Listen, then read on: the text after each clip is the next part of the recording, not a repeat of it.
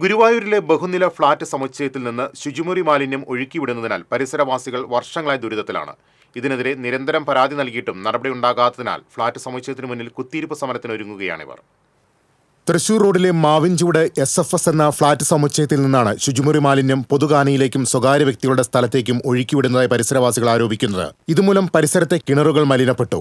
ദുർഗന്ധം മൂലം രാത്രിയും പകലും ജനലുകളും വാതിലുകളും അടച്ചിടേണ്ട അവസ്ഥയാണ്. പകർച്ചവ്യാധി ഭീഷണിയും നിലനിൽക്കുന്നുണ്ട്. ഇതിനെതിരെ പരാതി നൽകി മടുത്തതിനാൽ ഇനി സമരമുഖത്തേക്ക് ഇറങ്ങാനാണ് തീരുമാനം. അവസാനമായി ജില്ലാ കളക്ടർക്കും മനുഷ്യാവകാശ കമ്മീഷനും പരാതി നൽകിയിട്ടുണ്ട്. ഇതിലും തീരുമാനമായില്ലെങ്കിൽ ഫ്ളാറ്റിന് മുന്നിൽ കുത്തിയിരിപ്പ് സമരം നടത്തുമെന്ന് പരിസരവാസിയായ രാജലക്ഷ്മി പറഞ്ഞു. എന്റെ വീട്ടില് ഞാനും എന്റെ ഭർത്താവും എന്റെ അനിയനും സുഖമില്ലാത്ത ആരാണ് ഭർത്താവും അനിയനും.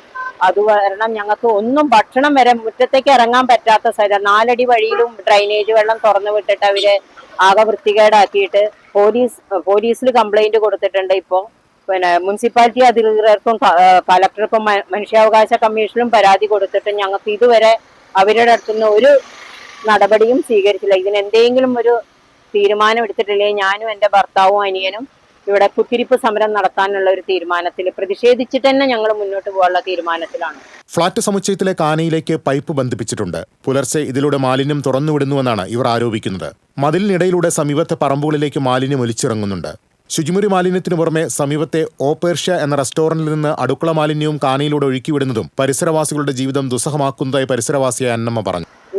ഒരു പരിഹാരം ഇതുവരെ വെച്ചാൽ ആ കൊടുക്കണ അവസരത്തിൽ 4 ദിവസം വെള്ളം വിടില്ല, അത് കഴിഞ്ഞാൽ പിന്നെയും വിടും. ഇപ്പൊ അതിലേക്ക് അധികം വേണ്ടത് അവരുടെ കാനയിലേക്ക് വെച്ച പൈപ്പ് ആ കുഴല് എടുത്ത് കളയിപ്പിക്കാണ് വേണ്ടത്. അല്ലാണ്ട് ഇതിന് പരിഹാരം ഒന്നുമില്ല. അത് വെള്ളം കണ്ട് തീരെ വിടരുത് കാനയിലേക്ക്.